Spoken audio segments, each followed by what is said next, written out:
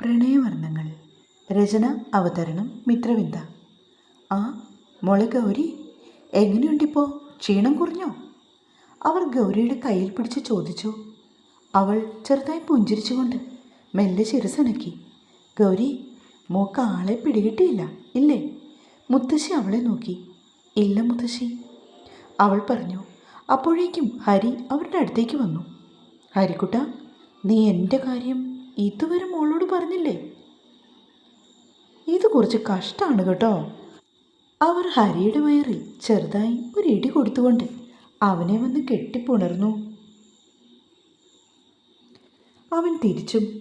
ഗൗരി, ഇതാണ് ലേഖയപ്പച്ചി, അച്ഛൻ്റെ ഇളയ സിസ്റ്റർ. ഡോക്ടറാണ്. ഞാൻ തന്നോട് പറഞ്ഞിട്ടില്ലേ?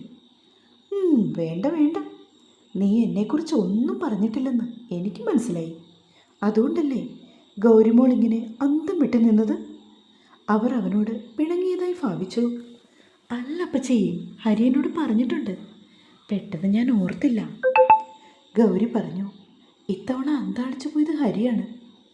താൻ ഇതേവരെ ലേഖയപ്പച്ചയെക്കുറിച്ചൊന്നും ഗൗരിയോട് സൂചിപ്പിച്ചിട്ട് പോലും ഇല്ലായിരുന്നു. ശരി ശരി, എന്താണിവൻ പറഞ്ഞത് കേൾക്കട്ടെ.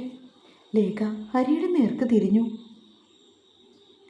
അത് പിന്നെ അപ്പച്ചി മോളുടെ ഒപ്പം പുറത്താണെന്നും ഈ മാസം വരുമെന്നും എന്നോട് ഹരി പറഞ്ഞിരുന്നു. ആണോ? അത് മാത്രമേ പറഞ്ഞിട്ടുള്ളൂ? ഒരു പ്രധാനപ്പെട്ട കാര്യമുണ്ട്. അത് ഗൗരി അറിഞ്ഞില്ലേ? അവർ ചിരിച്ചുകൊണ്ട് ഗൗരിയെ നോക്കി. അവൾ ഇല്ലെന്ന് ചുമൽ കൂപ്പി. ദേവിയപ്പോൾ ഉമ്മറത്തേക്ക് ഇറങ്ങി വന്നു. ആ മോളെ, എങ്ങനെയുണ്ട്? ക്ഷീണമൊക്കെ കുറഞ്ഞോ? എന്തൊരു പനിയായിരുന്നു. ഞാനും ഹരിയും പേടിച്ചു പോയി. ഇപ്പം കുഴപ്പമില്ലമ്മേ, മാറി. എന്നാലേ മോള് പോയി ഡ്രസ്സൊക്കെ മാറ്റി വാ, നമുക്ക് എന്തെങ്കിലും കഴിക്കാം. ശരിയമ്മേ. അപ്പച്ചി, ഞാനിപ്പോൾ വരാം. ഗൗരി അവരുടെ മുറിയിലേക്ക് പോയി. ഹരി അപ്പച്ചിയോട് ഓരോരോ വിശേഷങ്ങൾ ചോദിച്ചുകൊണ്ട് കുറച്ച് സമയം കൂടി ഇരുന്നു. അത് കഴിഞ്ഞ് അവനും റൂമിലേക്ക് പോയി. അവൻ റൂമിൽ ചെന്നപ്പോൾ ഗൗരി വീട്ടിലേക്ക് ഫോൺ വിളിക്കുകയാണ്. ഇല്ലമ്മേ, ഇപ്പോൾ കുഴപ്പമൊന്നുമില്ല. ഞാൻ ഫോൺ എടുക്കാതെ പോയതുകൊണ്ടല്ലേ. സോറി അമ്മേ. അതമ്മേ, വേറൊരു ദിവസം വരാം. ഇന്നിവിടെ ഹരിയുടെ അപ്പച്ചി വന്നിട്ടുണ്ട്. അവൾ ഫോണിലൂടെ അമ്മയോടാണ് സംസാരിക്കുന്നത്. അല്പസമയം കഴിഞ്ഞ് അവൾ ഫോൺ കട്ട് ചെയ്തു. അവൾ നോക്കിയപ്പോൾ ഹരി ഓഫീസിലേക്ക് പോകാൻ തുടങ്ങുകയാണ്. ഹരിയൊന്നും കഴിച്ചില്ലല്ലോ. വിശക്കുന്നില്ലേ? ഞാൻ കഴിച്ചോളാം, താൻ റെസ്റ്റ് എടുക്കുക. ഇന്നിനി ഓഫീസിലേക്ക് പോകണോ? അതെന്താ, തനിക്കെന്തെങ്കിലും ആവശ്യമുണ്ടോ? ഇല്ല ഹരി, ഞാൻ വെറുതെ ചോദിച്ചതാ. എനിക്ക് പോകണം. 1-2 അത്യാവശ്യം മീറ്റിംഗ് ഉണ്ട്. അച്ഛനെ കൊണ്ട് തന്നെ പറ്റില്ല.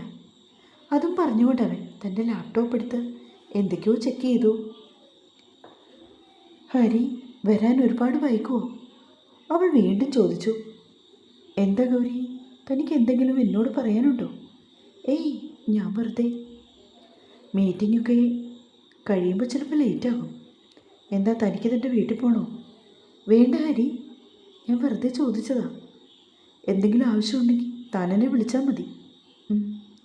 വൈകാതെ തന്നെ ഹരി ഓഫീസിലേക്ക് പോയി. ഗൗരി അല്പസമയം കിടന്ന് ഒന്ന് മയങ്ങി.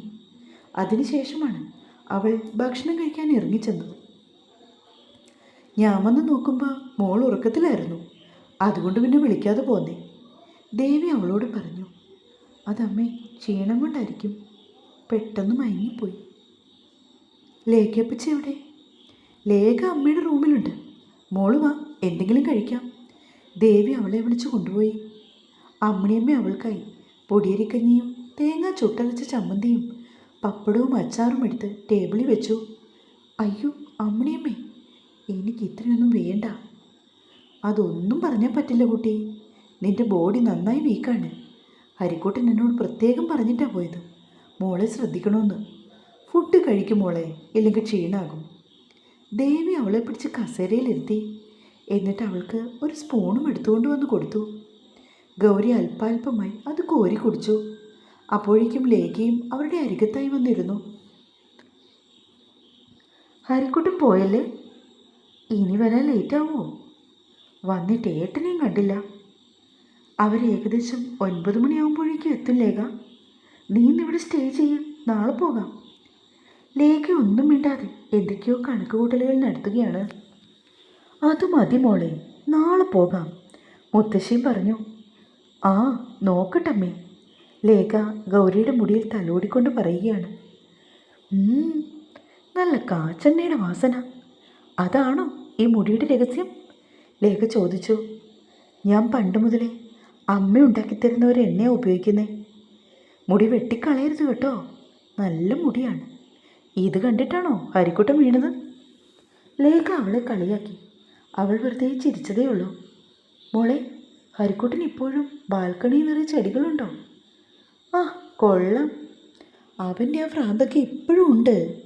എൻ്റെ ലേഖ അതിനൊന്നും ഒരു മാറ്റവും ഇല്ല, മുത്തശ്ശി പറഞ്ഞു. ഗൗരിമോളെ വാ, നമുക്കതൊക്കെ ഒന്ന് കാണാം.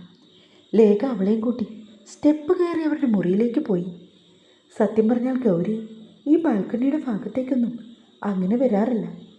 ഹരി പലപ്പോഴും ഒറ്റയ്ക്ക് ഇവിടെ ഇരിക്കുന്നത് കാണാം. അവളതൊന്നും ശ്രദ്ധിക്കാൻ പോകില്ലായിരുന്നു. ലേഖയ്ക്കൊപ്പം ഗൗരി ചെന്നു. പലതരം പൂക്കളുടെ സൗരഭ്യം അവിടെ മാകെ നിറഞ്ഞു നിന്നു. വല്ലാത്തൊരു ഫീലാണ് അവൾക്ക് തോന്നിയത്. ഹരിക്കുട്ടൻ്റെ പണ്ട് മുതലെയുള്ള ഹോബീസാണിതൊക്കെ. എല്ലാം അവൻ നന്നായി പരിപാലിക്കും. അവൻ്റെ കുഞ്ഞുനാളിൽ ഞങ്ങൾക്കൊക്കെ അതിശയമായിരുന്നു ഇവൻ്റെ ഈ ചെടികളോടും പൂക്കളോടും ഒക്കെയുള്ള സ്നേഹം കാണുമ്പോൾ. അവൾ ഗൗരിയുടെ നേർക്ക് തിരിഞ്ഞുകൊണ്ട് പറഞ്ഞു. പെട്ടെന്നവർ അവളുടെ കൺപോള അല്പം താഴ്ത്തി. മോളെ, ബ്ലഡ് കുറവാണല്ലോ, നീ നന്നായി ഫുഡ് കഴിക്കണം കേട്ടോ. ക്ഷീണമുണ്ട് മോക്ക് ഇപ്പോഴും. ആ കഴിച്ചോളാം അപ്പച്ചി. ആ അത്രയ്ക്ക് കുറവൊന്നും വരില്ല. സ്വന്തം ഭർത്താവിൻ്റെ ബ്ലഡല്ലേ ഈ ശരീരത്തിൽ ഓടുന്നത്. ലേഖ ചിരിച്ചു. ഗൗരി മനസ്സിലാകാത്ത മട്ടിൽ അവരെ നോക്കി. അപ്പോഴാണ് ഹരി അവിടേക്ക് വന്നത്. ആ എന്താ മോനെ, പെട്ടെന്ന് അച്ഛനും വന്നോ? ഇല്ല അപ്പച്ചി, എനിക്ക് അത്യാവശ്യമായിട്ട് ബാംഗ്ലൂർ പോകണം, അതുകൊണ്ട് ഞാൻ തിരിച്ചു വന്നത്. ഗൗരിയുടെ മുഖം പാടി. അയ്യോ, മോക്കപ്പോൾ യാത്ര ചെയ്യാൻ പറ്റില്ലല്ലോ.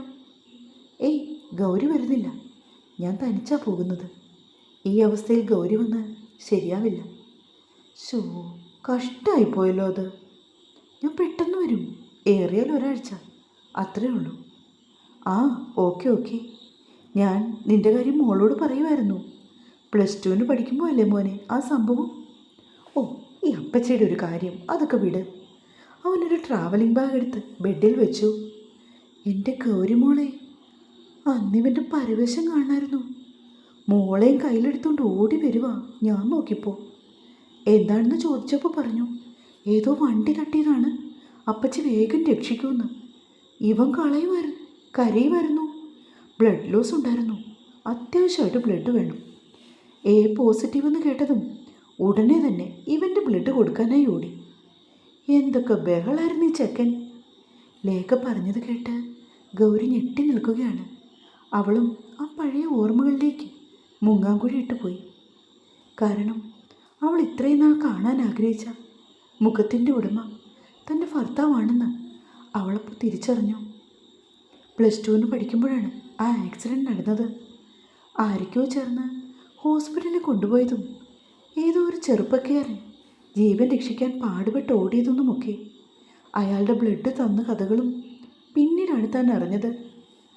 അന്നു മുതൽ താൻ ആഗ്രഹിച്ചിരുന്നു തന്നെ രക്ഷിച്ച ആളെ ഒരിക്കലെങ്കിലും ഒരു തവണയെങ്കിലും ഒന്ന് കണ്ട് നന്ദി പറയണമെന്ന്. പക്ഷേ അത് ഹരിയാണെന്ന് സ്വപ്നത്തിൽ പോലും കരുതിയില്ല. രമണൻ ചേട്ടൻ്റെ മകൻ ദീപക്കാണെന്ന് ആരൊക്കെയോ പറഞ്ഞു. അതിപ്രകാരം അച്ഛൻ ദീപക്കിൻ്റെ വീട്ടിൽ ചെന്നു. അപ്പോൾ ദീപക്ക് പറഞ്ഞു വേറെ കുറച്ച് ആളുകൾ കൂടി ഉണ്ടായിരുന്നുവെന്ന്. പിന്നീടൊന്നും തിരക്കാനായി പോയില്ല. പലപ്പോഴും താൻ പ്രാർത്ഥിച്ചിരുന്നു, ഈശ്വര, തന്നെ രക്ഷിച്ച ആൾക്ക് ഒരാപത്തും വരുത്തരുതേന്ന്. അത് ഹരിയായിരുന്നോ? ഈശ്വര, ഇനിയും പരീക്ഷിച്ച് മതിയായില്ലേ?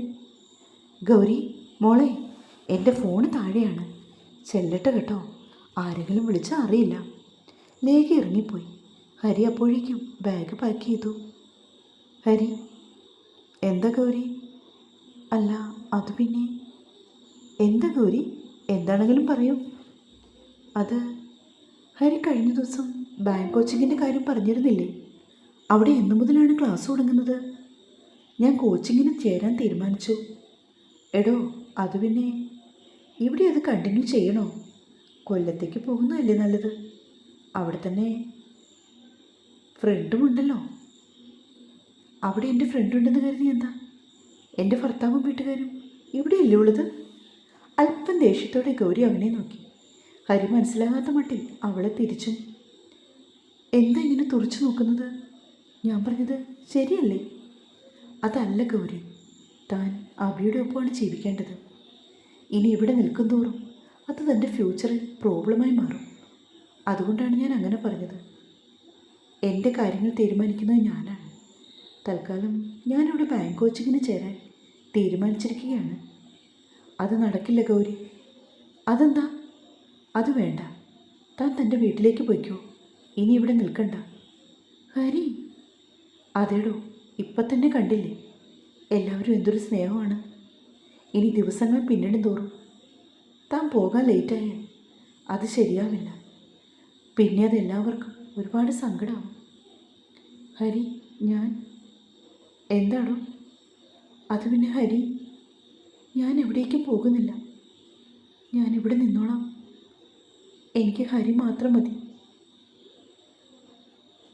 അവനോട് വിളിച്ചു പറയാൻ അവളുടെ ഉള്ളം വെമ്പി. എടോ, താൻ നാളെ വീട്ടിലേക്ക് പോയിക്കോ. ഞാൻ പോയിട്ട് വരുമ്പോൾ ഇവിടെ പറഞ്ഞോളാം കാര്യങ്ങളൊക്കെ. അവൻ ബാഗിലേക്കെല്ലാം പാക്ക് ചെയ്തിട്ട് സിബ് വലിച്ചിട്ടു. ഹരി വന്നിട്ട് ഞാൻ പോയിക്കോളാം. അതുവരെ ഇവിടെ നിൽക്കാൻ എന്നെ ഒന്ന് സമ്മതിക്കണം. ഗൗരി, എനിക്ക് സമ്മതക്കുറവൊന്നും ഉണ്ടായിട്ടില്ല. തൻ്റെ മനസ്സിലും അവനല്ലേ. താൻ എത്രമാത്രം അവനെ സ്നേഹിക്കുന്നുവെന്ന് കണ്ടറിഞ്ഞവനാണ് ഞാൻ. അതുകൊണ്ട് എത്രയും പെട്ടെന്ന് അവനെ പൂർത്തിയാക്കാൻ സമ്മതിക്കാതെ അവൾ ഹരിയുടെ വായ കൈകൊണ്ട് മൂടി. പെട്ടെന്ന് ഹരി വല്ലാതെയായി. ഹരി ഇപ്പോൾ ഒന്നും പറയണ്ട, പോയിട്ട് വരൂ. എന്നിട്ട് നമുക്ക് ബാക്കി കാര്യങ്ങൾ തീരുമാനിക്കാം. അവൾ തൻ്റെ കൈ പിൻവലിച്ചുകൊണ്ട് പറഞ്ഞു. ഒരു വേള ഇരുമിഴികളും ഇടഞ്ഞു. പെട്ടെന്നെന്തോ ഓർത്ത പോലെ അവൻ മിഴികൾ പിൻവലിച്ചു.